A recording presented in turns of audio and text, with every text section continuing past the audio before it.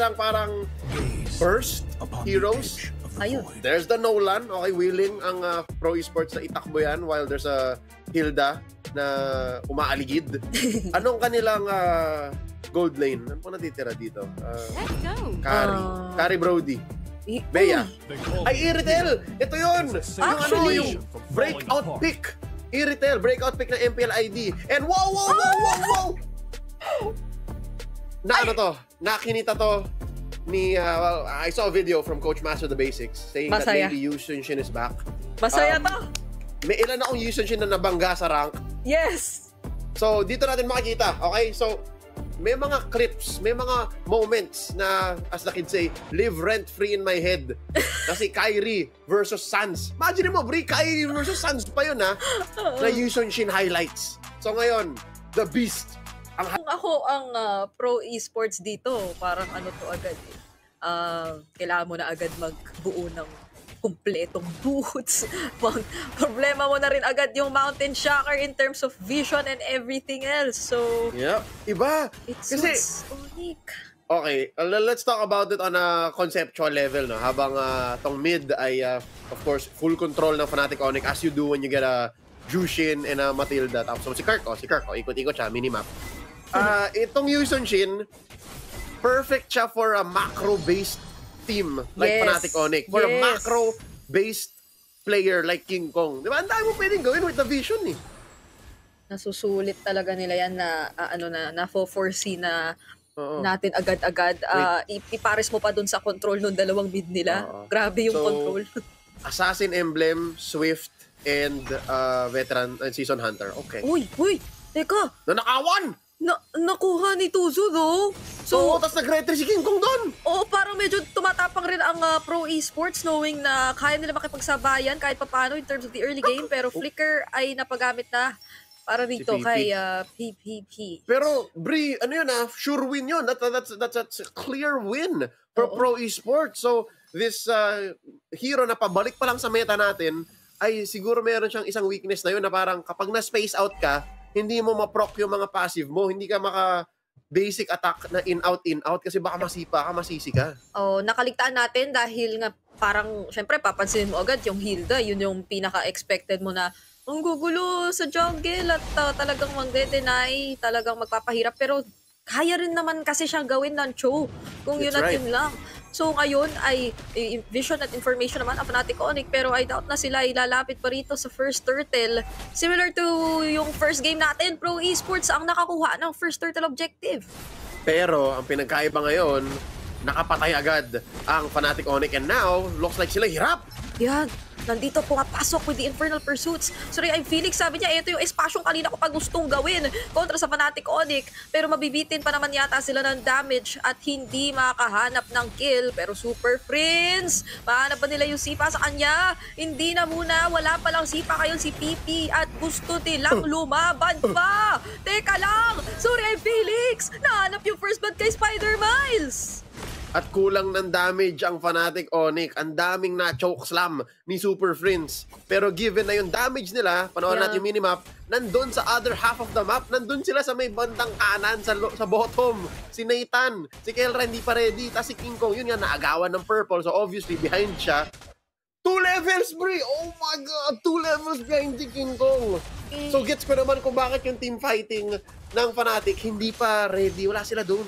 Bago to, bagong nakikita at na mapapanood siguro nating lahat. Nasanay sa talagang mabilisan at talagang malinis na early game na ginagawa ng Fnatic Onic every time. Pero at the very least ay nakikita naman natin silang nagiging committed dun sa mga trades na pwede nilang kukunin ASAP. Pero, ito yung isa siguro sa mga kinaibahan.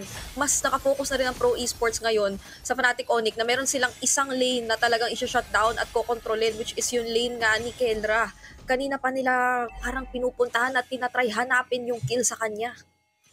Kinalbo ang energy shield. So, sobrang daming pera. Best believe ng mga bumisita doon para balagbagin yung torre ni Kelra. So, that's what? Almost 4/5 na lang yung buhay yata. So, nabawasan pa. And napakabilis bumuo ni Sorry I'm Felix ng Thunderbelt. So dito talaga ramdam mo na even if this is a Hilda lineup for Fnatic Onyx, on the defense sila. Yep. And mukhang hindi makahanap doon ng Way of the Dragon agad si PP. Papatumbahin na nga doon ng Fnatic Onyx, pero real world manipulation, papasukin na nga ng Fnatic Onyx. Kurt, magiging kapalit pa ba siya? Makakabalik naman doon sa brush at mukhang mabubuhay pa nga yata. And King Kong sa kabilang banda ay nakapag-secure nung turtle objective despite yung kaninang akala nating namumuong level gap na ipantay na. Ang naging sikreto sa pag-bounce back ng Fnatic Onyx PH, number 1, DOT, diba? It was a slower fight.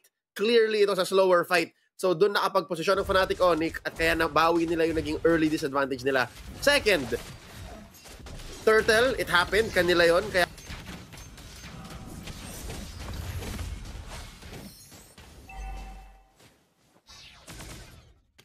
last hit kay Super Red kasi to this point ay buhay na buhay pa rin naman siya at hindi napipitas pero Super Freeze manggagaling doon sa likod si Pipi na lang yata kanilang pipiliin na target, makukuha nila yung kill pero hindi pa yata sila tapos. Grabe si Super Prince, teka lang, kamunti na siya doon. Si Prince, mahingahan mo lang, tumba. Okay pa, he's safe, he's fine. And I think one more key factor to Fnatic Onyx bouncing back, closing the gap. Hell, even, Bri, kita mo ba ito? Naka 2K gold lead na sila. 2K gold lead, tapos na-push pa nila yung top and bottom. Is, napigilan nila yung burst damage ng Pro Esports. So, nilito nila si Tuzu, tapos si Sorry I'm Felix, hindi na siya makatalon. So, kung matanggal mo yung dalawang factor na yon, wala na yung early advantage ng Pro Esports. Kaya ngayon, lamang na ulit yung Fnatic. Ang bilis hanapin ng Fnatic Onyx yung way para bawiin at baligtarin yung sitwasyon na yun. Kani-kanina lang, sobrang ramdam na natin yung kung paano nakokontrol ng Pro Esports yung simula. Pero nung nakuha na ni King Kong yung bawi sa turtle objective, eto na yung moment na parang lahat ng members ng Fnatic Onyx hindi na basta-basta natatakot. Nagsimula kay Keldra, hinamon talaga harap-harapan si Super Red, tapos ultimo si Super Prince sa ilalim ng torre, dala-dalawa yung gusto niya talagang gamitan ng Lantern Flare. Pero speaking of Super Prince, makahanap siya dito ngayon. Way of the Dragon, real world manipulation, inilatag na para kuhain yung kill doon, pero nandito na rin si Mountain Shocker at yung ibang mga members ng Fnatic Onyx sa turtle. Ilalaban pa rin yata nila ito, hindi nila ibibigay ng ganun-ganun lang. Revitalize, ginamit na ni Kirk, pero yung makakakuha ng turtle, speaking of, si Kirk pa din. At tuloy lang ang laban, Fnatic Onyx. Down to 150 Kirk. Hihil muna siya. Kelra, kami ngayon. Uy, teka lang, makakabuhay pa ba si Pipi doon? Kasi si Sorry I'm Felix, maganda-ganda yung mga nagiging talon at mabubuhay pa si Kirk na nakakuha ng turtle. And kapansin-pansin, teka lang, tuloy yung laban na yun, pero nawala na agad. Etong si King Kong, iba na pala ang kanyang target. So nakuha nila si PP sa tinagal ng laban at hindi naman sila masyadong naubusan ng oras kasi kumukuha pa rin ng objectives yung iba nilang mga miyembro. Pero wait lang! Ang pagbawi ng Pro Esports narito na! Kasi si Tuzo naghahanap din ng mga targets na pwedeng kuhain sa kabila. At dito na rin si Kirk, hinahabol si na Tuzo. Hindi na rin naman naabot yung mga Lantern Flares, pero uwian na for Fnatic Onyx. And gusto ko lang balikan yung idea ko na all this time wala doon si King Kong. Wala. BC, the beast is not reachable. Bakit? Kasi nagtatrabaho siya dun sa baba. Pinush niya, Bri. All the way to tier 2. At dahil doon, sabi ng Onyx, sige na nga, bigyan mo na si Kelra. Bigyan mo na, sino pa ba namatay?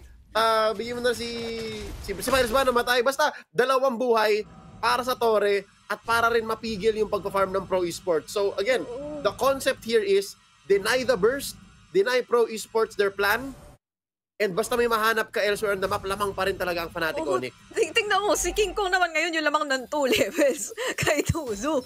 Diba? Parang kanina lang si Tuzo yung tinitingnan natin na lamang in terms of levels. Pero nakuha niya yung orange ni Tuzo, nakuha niya yung torre. So lahat, unti-unti lang hinahanapan ng way ni King Kong na talagang baligtarin at bawiin at yung burst na pinag-uusapan natin. Mula kang nagpaparamdam na sa kamay ni Keldra. The Golden Bomb ang tawag doon kapag Nolan nag-entropy tapos tineleport at linapag lahat. Kaso nga lang, wala pa eh. You're not even at the 10-minute mark.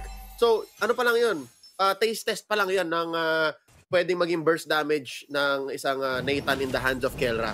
So now, looking at the map, literally looking at the map dahil dun sa Earthshocker ni King Kong, kita niya na, okay, malayo malayo yung Pro Esports KH. Lord tayo. And this is a relatively free Lord kasi hindi makapasok yung Pro dito.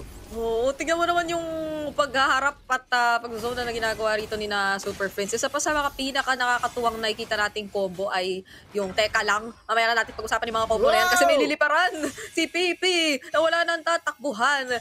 And going back ay kahit sinong pwedeng maglalim, masusundo lang kasi ni Spider Miles eh. So ang daming pwedeng i-bait out dito ng Fnatic Onyx at ibitin. Pero yun nga lang, may isang napalalim at nabigyan si Super Prince na ngayon, but mahanap pa din siya at sa gilid, King Kong! Makahanap pa ba siya rito ng target? Kakalabanin si Sorry I'm Felix, pero hindi na matatakot. Tingnan mo naman yung damage na nagmumula dito sa side ng Fnatic Onyx. Nabitin nga lang, so mabubuhay pa etong si Sorry I'm Felix. Nakaka-miss makita ng Da Sisters. Kasi, kanina pa to nandito sa bottom lane, si Kirk.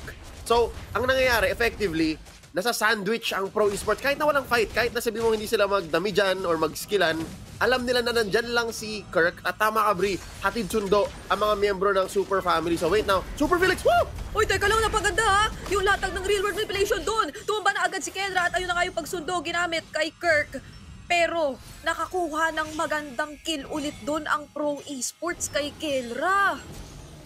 Kaya siya natawag na Super Felix. Well, ako lang naman nagsabi nun. Pero feeling ko yung comeback ng Pro na kay Sorry I'm Felix. Kasi siya lang sa lineup nila, yung talagang pang-sustaining team fights. Yep. Diba? The longer the fight goes, si Fnatic ang nananalo, Onyx ang mananalo. That's still true. But, if si Sorry I'm Felix on point, pumastakan niya palalo itong Thunderbelt niya, kung eventually mabuo niya yung dominance ice niya, maybe there's hope. Maybe they can close the 6K gold gap. Pero right now, hindi siya pwede mamatay ng ganon-ganon! At speaking of, si Pipi pa nga unang mamatay and si Sam, muntikang maabutan ng Lantern Flare. Hindi lang muntikan kasi inabutan na nga talaga. Sorry, ang Felix na lang muna yung haharap dito at tatangke doon sa damage na binabato ng Fnatic Onyx. Pero maski siya ay hindi na yata niya kakayanin tangkihin yun. Kasi ang sakit na ng bawat bato rito ni King Kong, yung mga pagpala niya, yung mga paespada niya, at si Tuzo na nga yung isusunod nilang target nasa mismong loob na ng base ang Fnatic Onyx. Pero okay lang yun kasi ganoon na sila kasakit, kaya na nilang magmatapang. Ang daming mobility spell ng Fnatic Onyx. Ult ni Super Friends, Traceless ni King Kong, yung ult ni Kelra, tapos syempre may hatid sundo, the ultimate love language mula kay Spider Miles. So far, I still stand by the fact na si Sorry I'm Felix, kung kaya niya mag-front, kung kaya niyang mag-sustain with the Infernal Pursuit pa ulit against Fnatic, baka may chance pa. Yep. Pero, wala eh. Tanong mo, Ganitong instances, masyadong maaga nare-reveal si Pipi at nabibigyan din agad ng Fnatic Onyx.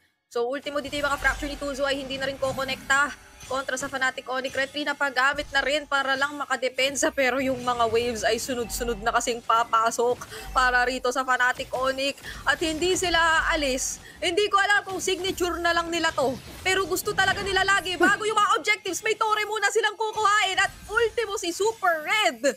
Pinatumba ng ganun-ganun lang ni Kelra. The Golden Bomb. Yan ang sinasabi natin na burst. Diba? Parang tatlong pindot lang straight. So in the matter of 1.5 seconds, nawala yung buhay ng Irtel ni Super Red. At speaking of the Golden Bomb, pumasok na naman siya at nagpasabog ng dalawang miyembro at hindi na nila pinatagal yung laban. Hindi na nag-objective, Leo. Tinapos na ng Fnatic Onyx with a sweep ang first series natin. 2-0.